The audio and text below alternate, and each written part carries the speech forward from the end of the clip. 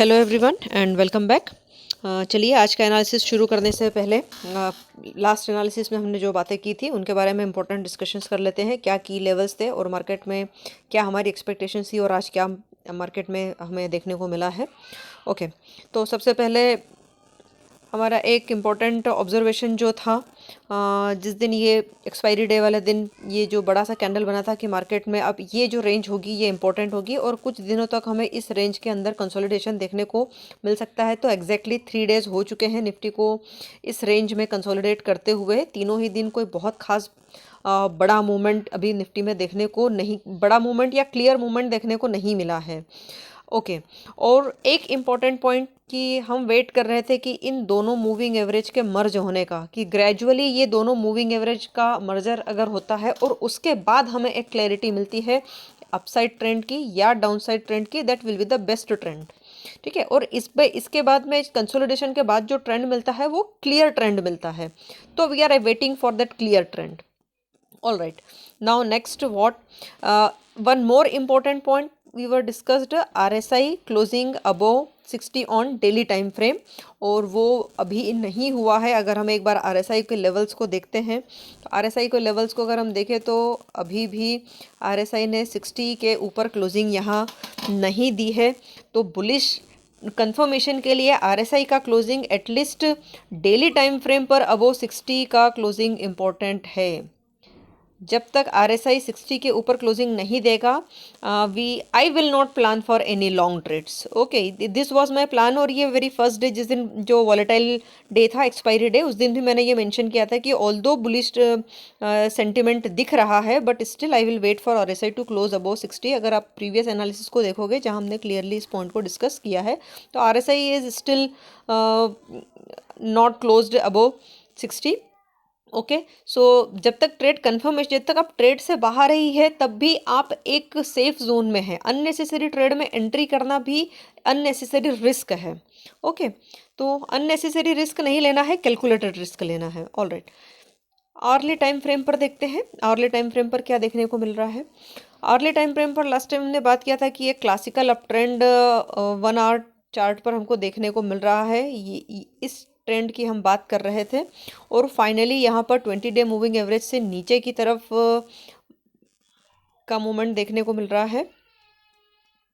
Okay, और यहाँ पर इसने इस एरिया में अच्छा सपोर्ट लेकर के एक अच्छा स्ट्रॉन्ग ग्रीन कैंडल की क्लोजिंग दी है। ऑल्दो कि उसका हाई भी ब्रीच किया है, लेकिन कल के सेशन में देखना इंपॉर्टेंट होगा कि पर्टिकुलरली इन लेवल्स के ऊपर अगर ब्रीच करता है तो इंट्राडे में लॉन्ग क्रिएट किया जा सकता है।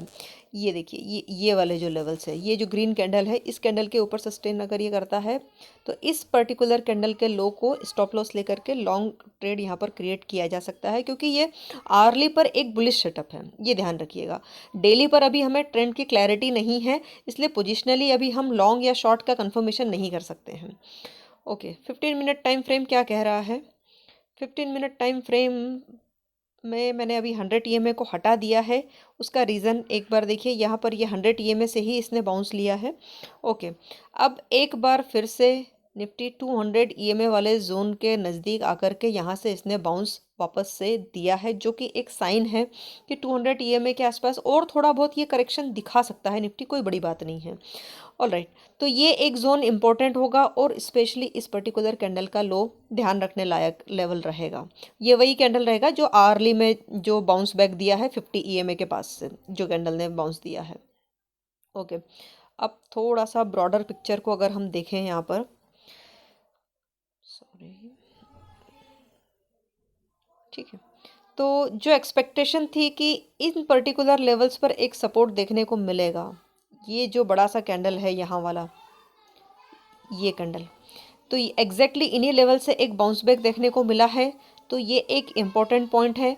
और वहीं पर 200 EMA का सपोर्ट भी देखने को मिल रहा है कि 200 EMA के नज़दीक आकर के और रिवर्सल का साइन दिया है। अभी ये कोई कंफर्मेशन नहीं है और स्टिल अपसाइड अब ये किस तरफ ब्रेक करता है। Okay, this is also not sure कि अपसाइड का ब्रेक ही हमको देखने को मिलेगा। अगर डाउन साइड ब्रेक होता है, ये पर्टिकुलर जोन अगर ब्रीच होता है, ये वाले लेवल्स, अगर ये जो बड़ा सा रेड कैंडल है इसका लो, ये जो जोन है, अगर इसके नीचे निफ्टी 24/500, पहले भी हम बात कर चुके हैं कि ये पुराना बहुत ही स्ट्रॉन्ग रेजिस्टेंस था जो अब स्ट्रॉन्ग सपोर्ट का काम करेगा। तो ये जो पूरी चैनल है सामने 24,500 वाली, अगर ये इसको ब्रीच करता है तो हमें नेक्स्ट लेवल जो देखने को मिल सकता है या नेक्स्ट जोन जो देखने को मिल सकता है वो ये वाला जोन होगा। ओके, तो इस जोन तक हमें देखने को लेवल्स देखने को मिल सकते हैं क्योंकि उसके बाद फ्री फॉल है, बीच में कोई सपोर्ट या ऐसा कोई दिखाई, मतलब यहाँ पर देखिए तो ऐसा कोई सपोर्ट दिख नहीं रहा है। एक बिग बुल बड़ा सा ग्रीन कैंडल है, तो उसी तरह का शार्प फॉल भी देखने को मिल सकता है। 24,300 के आसपास का ये लेवल है शायद, आई गेस। लेट्स सी, देख लेते हैं ये क्या लेवल्स हैं। हाँ, 24,300, यस, 24,300 का लेवल नेक्स्ट इम्पोर्टेंट लेवल होता है अगर 24,500 ब्रीच होता है तो on the down side. Okay, up side के लिए इस स्टॉप लॉस को मेंटेन करते हुए 24,500 का स्टॉप लॉस मेंटेन करते हुए अप साइड पर कंफर्मेशन के साथ ट्रेड किया जा सकता है। 15 मिनट टाइम फ्रेम पर एक बार आरएसआई को देखते हैं, आरएसआई क्या क्या इंडिकेट कर रहा है।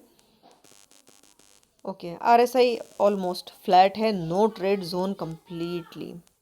ओके, इंट्राडे में 40 के नीचे क्लोजिंग दिया, थोड़ा मोमेंटम दिखाया लेकिन रिवर्स कर दिया फिर से। तो नो ट्रेड जोन एक तरीके से है, कोई ट्रेड की कंफर्मेशन नहीं है। तो यहाँ पर भी अगर इंट्राडे में बुलिश जाना है, अगर बुलिश ट्रेड मिलती है इन केस, तो 15 मिनट टाइम फ्रेम पर भी आरएसआई अबोव 60 की कंफर्मेशन पर ट्रेड लिया जा सकता है कि आरएसआई अगर 60 के ऊपर क्लोजिंग करता है तो वहाँ पर उस कैंडल का हाई ब्रेक होकर उसी पर्टिकुलर कैंडल का लो स्टॉप लॉस लेकर के इंट्राडे में बाइंग ट्रेड लिया जा सकता है। शॉर्ट के केस में थोड़ा वेट एंड वॉच रखना होगा। वेट एंड वॉच किस लेवल्स के लिए रखना होगा एक बार कंफर्म देख लेते हैं।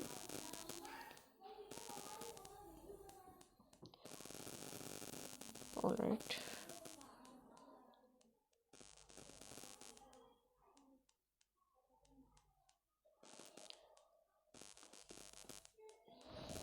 इस स्टॉप लॉस इस लेवल को अगर ब्रेक करता है तो इंट्राडे में शॉर्ट की अपॉर्चुनिटी भी देखी जा सकती है। तो ठीक है, let us wait for a trend confirmation. अभी बहुत ज़्यादा कुछ एसच क्लैरिटी का ट्रेंड अभी है नहीं, but yes there is a trend waiting, और उस ट्रेंड को कैप्चर करने के लिए कंप्लीटली माइंड से रेडी रहने का टाइम है। मार्केट किस साइड का डायरेक्शन देता है ये बहुत इम्पोर्टेंट होगा, और हो सकता है अपसाइड जाए, हो सकता है डाउन साइड जाए, लेकिन जो भी ट्रेंड को आइडेंटिफाई करना ज़रूरी है। देखिए अभी भी यहाँ पर मूविंग एवरेज ने क्रॉसओवर दिया नहीं है। Okay, and that's why I am saying कि this will be the best case scenario कि ये मूविंग एवरेज दोनों मर्ज हो और उस मूविंग एवरेज पर बनते हुए कैंडल्स अगर हमको मिलते हैं और उसके बाद मार्केट किसी एक तरफ जब चलना शुरू करता है, उस ट्रेंड को कैप्चर करना बिल्कुल वर्थ होगा, उस रिस्क को लेना वर्थ होगा अगर हम वेट करें ट्रेंड की क्लैरिटी का। तो मुझे ऐसा लग रहा है कि कुछ दिन और ये कंसोलिडेशन देखने को मिल सकता है and it will be good. I believe कि एक्सपायरी तक मुझे नहीं लग रहा है कि 24,300 ब्रीच होगा। 24,300 मतलब अगर 24,500 ब्रेक करता है तो 24,300 से नीचे की डाउनसाइड फिलहाल देखने को नहीं मिलेगी, मुझे ऐसा लग रहा है। ये मेरा पर्सनल एनालिसिस है, जो भी एज पर ऑप्शन चेन का डेटा जो बोल रहा है। तो देखते हैं कल के सेशन में और क्या ऑब्जर्वेशंस निकल के सामने आती है और हमारी एनालिसिस कहाँ तक सही होती है। कंटेंट अच्छा लगे तो लाइक ज़रूर कीजिएगा और सब्सक्राइब करना ना भूलें। Till then, trade well, trade wise, this is Kirti signing off. Thank you so much.